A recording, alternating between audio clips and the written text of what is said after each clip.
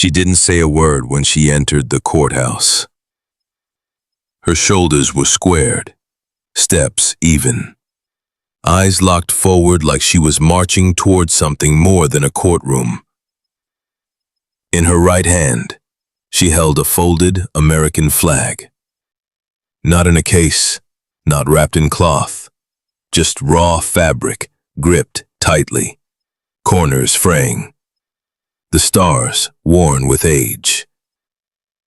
People stared. Security reached for radios. A clerk whispered something to the bailiff. Somewhere in the gallery, someone chuckled and muttered, "What's she gonna do with that? Start a parade?"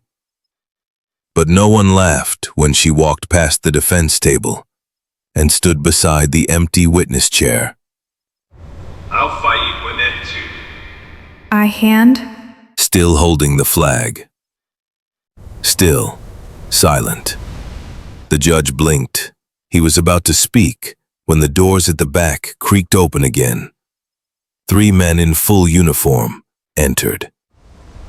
And that's when everything changed. If you believe justice sometimes wears boots and silence, type honor in the comments. Hit like to stand with those who stood for you. And subscribe for more stories where truth salutes louder than words. Her name was Margaret Maggie Dalton. 58 years old, retired, Master Sergeant U.S. Army Medical Corps, Bronze Star, 2 deployments in Iraq, 1 in Afghanistan. No kids, no husband, just a town that used to wave at her from porches, and now barely looked up when she passed by in her old truck. She lived alone, worked nights at a 24-hour grocery, spent mornings cleaning headstones at the Veterans Cemetery on the East Hill. Never charged, never asked. Some folks said she was strange, others said she was just broken. But Maggie had her reasons, and she carried them with the quiet weight of someone who'd seen blood soak into sand and watched too many young men die with their boots still on. The flag she held in court that day, it wasn't from her own funeral plan. It was from someone else's, someone the town had already forgotten. Maggie didn't come to court for revenge. She wasn't there to make a speech. She didn't want an apology. What she wanted was simple. Recognition. Not for herself, but for a man named Private First Class Jonah Rudd. He died 10 years ago. Quietly, off the record, no headlines. Just another veteran slipping through the cracks. They found him in a city bus stop. Shoes off, coat wrapped around a stray dog, fingers blue. No next of kin, no service, no obituary. Except Maggie. She remembered him. She remembered his laugh in the barracks, the way he used to hum old soul songs while cleaning his rifle. How he cried the day his mother died but tried to hide it behind a joke. He saved her life once in Mosul. And now, all she had left of him was the flag they gave her as the only listed contact. Folded, tucked in a drawer for years. Waiting for a moment it could matter again. That moment was now. Jonah didn't just die. He was forgotten. And worse, the man partially responsible for his final spiral, he was sitting in the defendant's chair, wearing a suit and a smirk. Raymond Crenshaw, former contractor, ran a private security firm overseas, stood accused of defrauding dozens of veterans out of housing funds through a fake support charity. Jonah was on that list. 10 years ago, he'd been promised a spot in a new rehab and re-entry program run by Crenshaw's company. Maggie had even driven him there, helped him fill out the forms, dropped him off with a warm meal and a prayer. A month later, Jonah was dead. The building had been empty, the funds had vanished, and no one had ever looked back.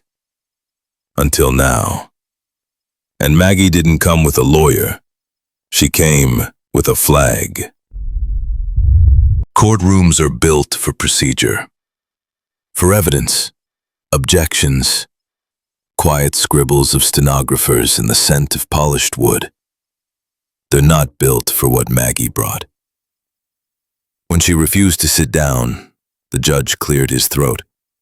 "Ma'am, are you testifying?" "No, Your Honor." "Then please take your seat." She didn't move. Instead, she unfolded the flag, slowly, deliberately, until the stars and stripes hung limp in her hands, trembling slightly under the fluorescent lights. Someone in the back row gasped. A veteran, likely. The prosecutor stood, but didn't speak. Crenshaw finally leaned forward. "What is this, a stunt?" Maggie looked at him. Just once. "No," she said. "This is the only thing he left behind." The room went still. No one reached for her. No one dared. Then, the courtroom doors opened again. The first man through the door wore full dress blues, silver hair, Navy cross on his chest. He was followed by two more, one Army, one Air Force. All three walked slowly, silently, and sat in the front row behind Maggie. The judge's eyes narrowed.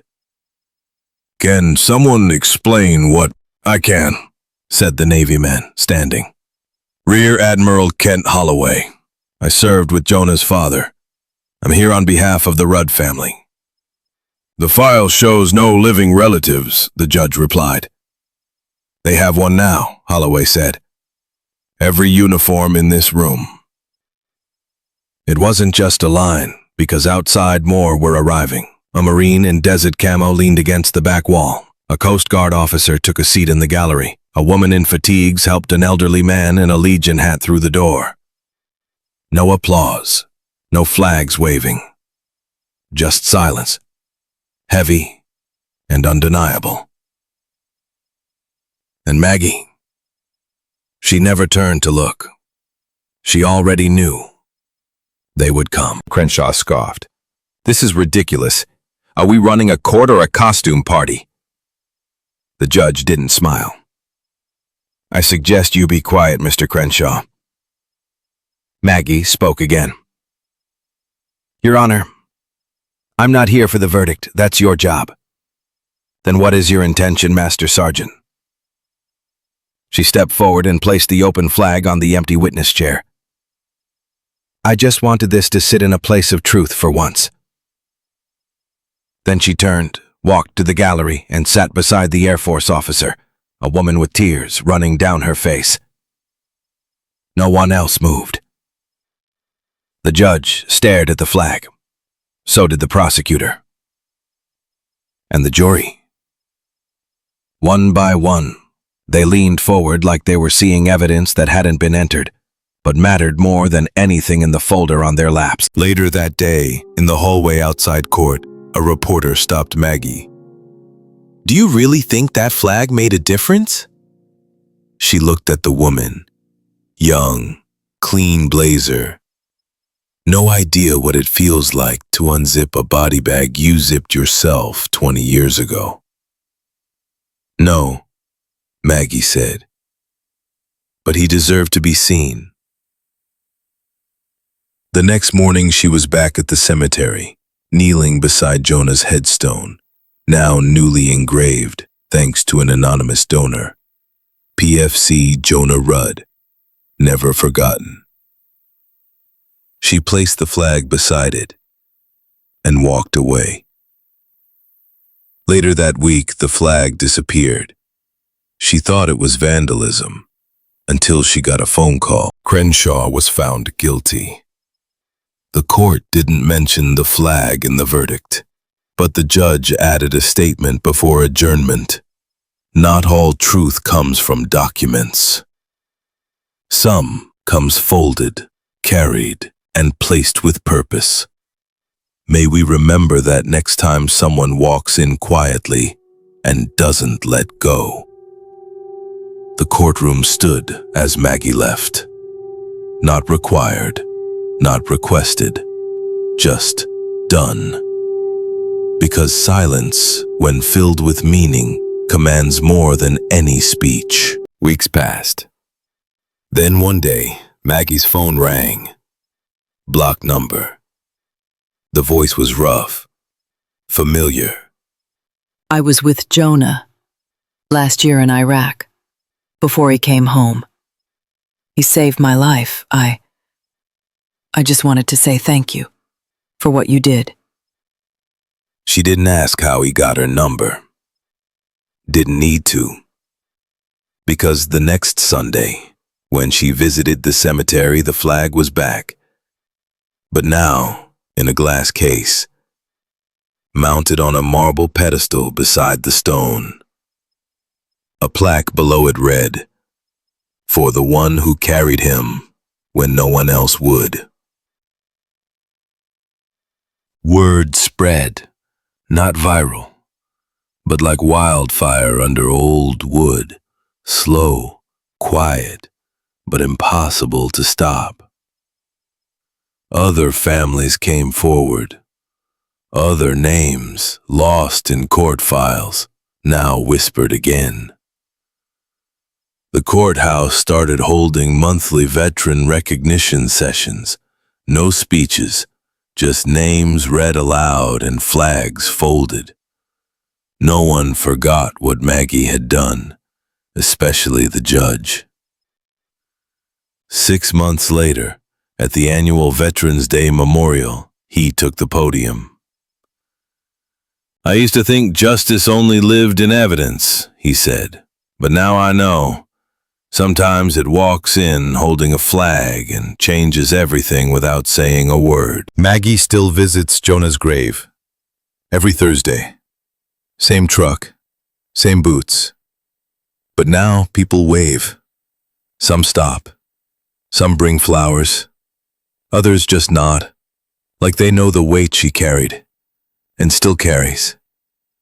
One day, a little girl stood beside her, holding a handmade card with stars drawn in red crayon. "Are you a soldier?" the girl asked. Maggie looked at the flag, at the headstone, then at the child. "No," she said, "but I carry one." And as the wind rustled through the trees, the courthouse bell rang softly in the distance, not for a verdict, but for a memory that refused to stay buried. Because sometimes, justice doesn't wear a robe. Sometimes, it wears boots and carries a flag. 17 months later, in the lobby of Fairview County Courthouse, a new display was unveiled beside the elevators. A single empty chair.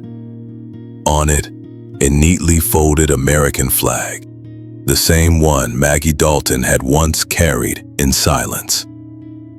Beneath it, etched into polished brass, for those who had no one to speak for them, and for the ones who finally did.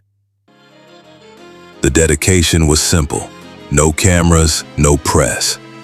Just quiet footsteps on tile and a hush that settled like respect.